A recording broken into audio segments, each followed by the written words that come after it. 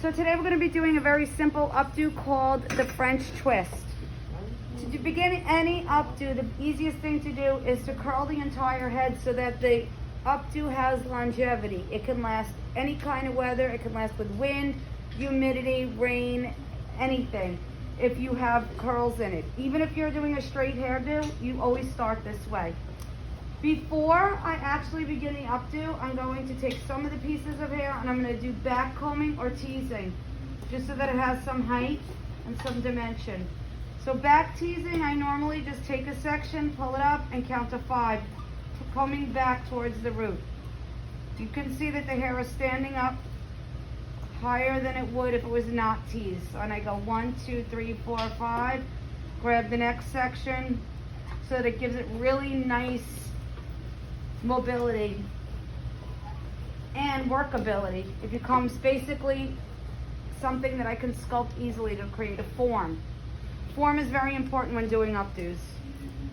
Now, assuming that this is going to be somebody that's having an occasion, a prom, a wedding, or anything to that effect, I want to make sure that this hairdo does not come out. Because if somebody's hair comes out during an event, that means I didn't do a good job. I didn't deliver a product that I promised I was going to deliver.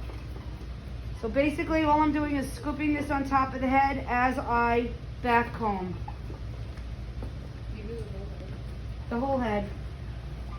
But I'm going very quickly and I'm not paying much attention to any kind of rhyme or reason. I'm just doing what comes natural. Now, the style that I'm doing the French twist is a classic basic roll or bun in the back of the head. It's more of a roll. And it's been coming in and out of style throughout the ages as one of the most classic hairdos of all times. So, this is my last piece to basically back comb. Okay, so now it looks like I have a lot of knots, but that's actually good for what I'm going to be about to do. Okay, the very first thing I do is I'm going to take my comb with my 4 prongs and I'm going to start to comb all the hair from the right side of the head to the center. Making sure that I don't untangle the knots that I already created, because those knots are going to really help me keep a good amount of volume and a good amount of stability in this hairdo. Okay, so I'm going to lift the back part, and here's where I start. I'm going to use the ends of this comb and I'm going to create an X pattern through the center of the head using pins that are basically matched to the head. So I go up with my first part of my X and my second part of my X holds it in place, as you can see. I'm going to come in through the center and create the next X. The X will ensure that this hairdo will not move throughout the duration of the day. My last X is going to be up here, and I'm always remembering that I have to hide all my pins, so I want to be careful with the placement. Now, very simply, I take all this hair, and from the bottom moving forward, I smooth it out and tuck it in and pull it around the already placed bobby pins, creating a twisted look. With these pins, I put them inside the twist and I hide them. Part of doing a hairdo is remembering that nobody wants to see the pins. So I want to hide all my pins as I'm creating this hairdo by going inside and pulling on the inside of the twist. I'm going to keep doing this roll until I have all the hair successfully into the twist.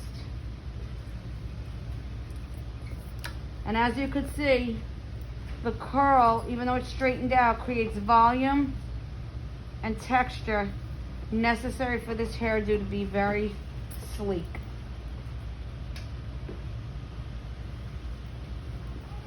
As I go, before I continue, I'm going to start to spray and use the tail of this comb to pull all the stringy hair and all of the frizz out of the hairdo.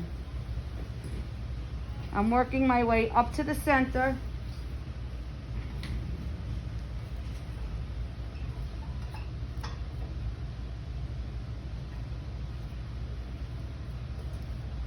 making sure that I have no holes in my hairdo.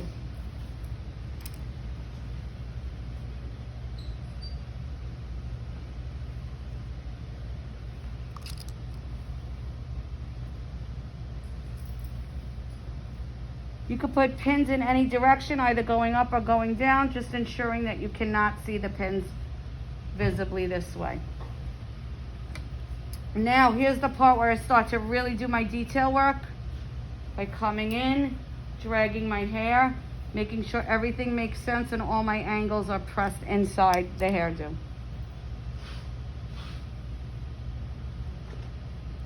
I put as many pins as necessary before I get to the front of her hair. This is a design that I can create if I want to have a really high front or a low front. It's up to what I decided. I've decided that I wanted to make it asymmetrical and very high because she's going to be wearing a crown. And maybe I'm going to put a twist on this part. So I'm going to tease right here a little bit and pull it back and work that into one of the folds that I've already created with the hairdo.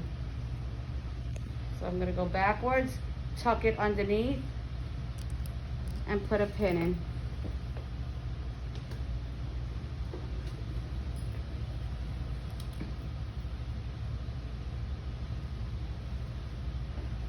Okay, use as many pins again as necessary to get the hairdo to fold into the other side.